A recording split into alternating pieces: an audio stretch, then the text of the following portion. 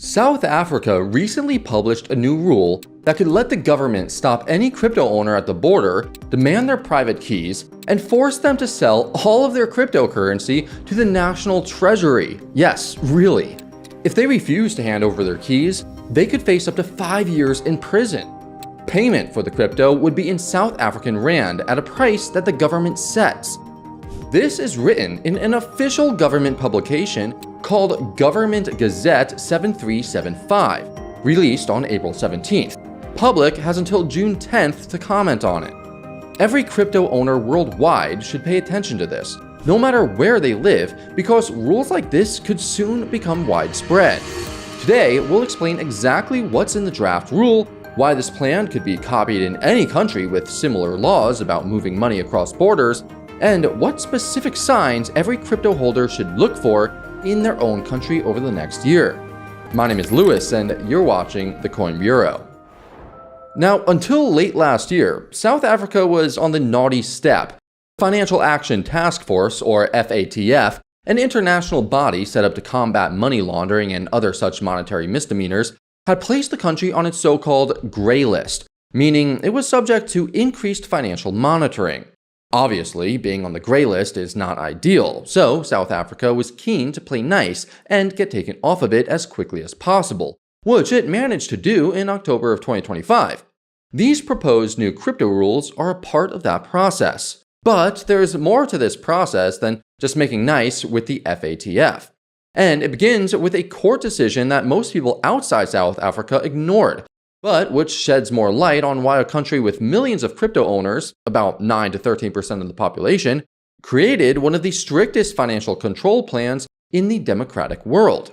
In May of last year, a court ruled in the case of Standard Bank versus the South African Reserve Bank that the country's decades-old exchange control regulations, which are the laws governing money involving in and out of the country since 1961, simply don't apply to cryptocurrency.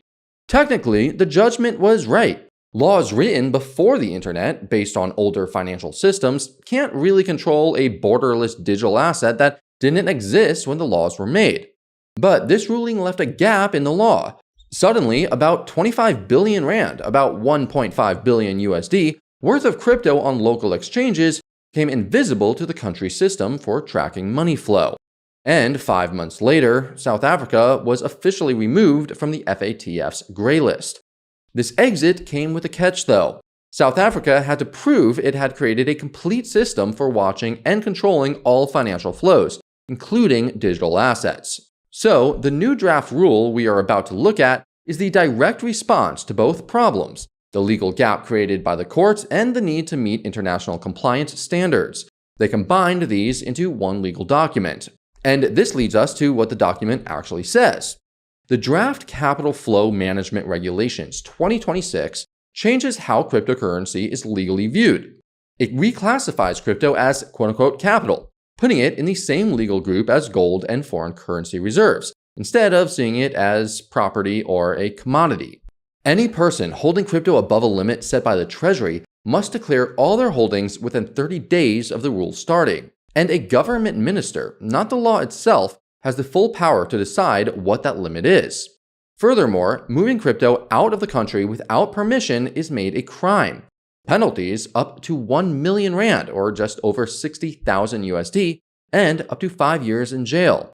Border officers are specifically given the power to search devices, hardware wallets, and crypto apps at any exit point. Authorities can demand private keys, PINs, and recovery passwords on the spot. Refusing to provide these is considered a separate crime. Now, you might think that the most damaging part of this is the border search, since it creates the most dramatic news and is, to be frank, pretty damn scary. However, that ignores the single rule that would hurt crypto holders' wealth the most, the forced sale clause. Under the draft, crypto holdings above the set limit can be taken by the National Treasury or authorized financial institutions at what the document calls market value, paid out in rand. And there's a clear historical comparison here. In April 1933, President Roosevelt signed Executive Order 6102, which required American citizens to sell their gold to the Federal Reserve at the official rate of $20.67 per troy ounce. A few months later, the Gold Reserve Act of 1934 raised the official price to $35 an ounce, and this 69% increase handed the US Treasury an estimated $2.8 billion in profit, while every American who obeyed the order lost about 41% of their buying power overnight. Paying people in the local currency at a government-set price is the exact method used to transfer that wealth. For a South African holding Bitcoin specifically because they don't trust the long-term value of the rand, being paid in rand at a government-calculated price is not a fair payment. It is a way to take their wealth, dressed up in the language of fairness. Now, stories like this are moving quickly, and the time for public comments on this draft closes in a matter of weeks. So, if you want to track the South African situation in real time, along with FATF evaluations, government financial papers, and court rulings about money control in other countries, well, just come join us at the Coin Bureau Telegram channel. That's where we post breaking analysis the moment major regulatory news hits, share the on-chain data that we track, and flag the specific countries that we think are next before the news media catches up. It's completely free to join, and the link is in the description below. Or you could scan the QR code that should be on the screen right now. Now, back to it. Okay, so all of this sounds bad enough, but the forced sale rule is only half of the legal problem. The other half is the forced disclosure of private keys, and this turns the draft from a financial rule into a genuine civil liberties issue. Section 35 of the South African Constitution clearly protects the right against self-incrimination, the right to remain silent. Section 35(5) requires that any evidence gained in a way that violates the Bill of Rights must be thrown out. The government argues that a private key is like a document, and forcing someone to produce it is not giving testimony, similar to handing over a bank statement under a legal search warrant. The constitutional response, and the shared view among South African legal experts, is that this interpretation is completely wrong. Private key is not a document. It represents the information inside the holder's mind.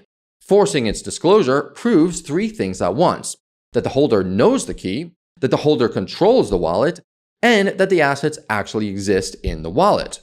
That is the textbook definition of testimonial evidence. International comparisons are helpful here. The United Kingdom's Regulation of Investigatory Powers Act, Part 3, allows authorities to force the release of decryption keys, with refusal punishable by up to 2 years in prison and 5 years for national security cases. But the United States has produced conflicting court decisions. The DC Circuit ruled in U.S. v. Brown that forcing even a thumbprint to unlock a phone violates the Fifth Amendment, because the act silently communicates knowledge of the device and control over its contents. That ruling almost perfectly fits the private key question.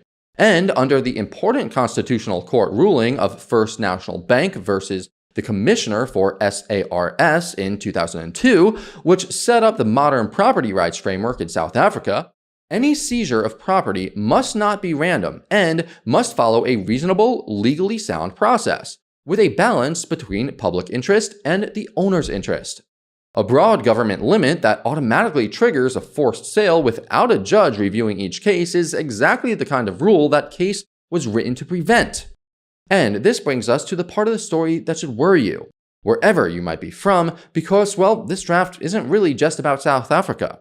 The legal trigger that created it, a court ruling showing that pre-internet laws for controlling money are not good enough for crypto, can happen in any country that still uses similar old legal systems. And that list is pretty long. The pressure that sped it up, FATF evaluations pushing for consistent digital asset oversight, applies to every member country without exception. Simply put, the plan being used in South Africa right now is the model that every other regulator can copy, change a bit, and use without having to write all the legal text themselves. The crypto industry has argued for years that decentralization makes this kind of regulation impossible. South Africa just published proof of the opposite. Farzim Ensani, the CEO of VALR, the country's largest crypto exchange, called the draft a step backwards that reminds him of economic controls from the apartheid era.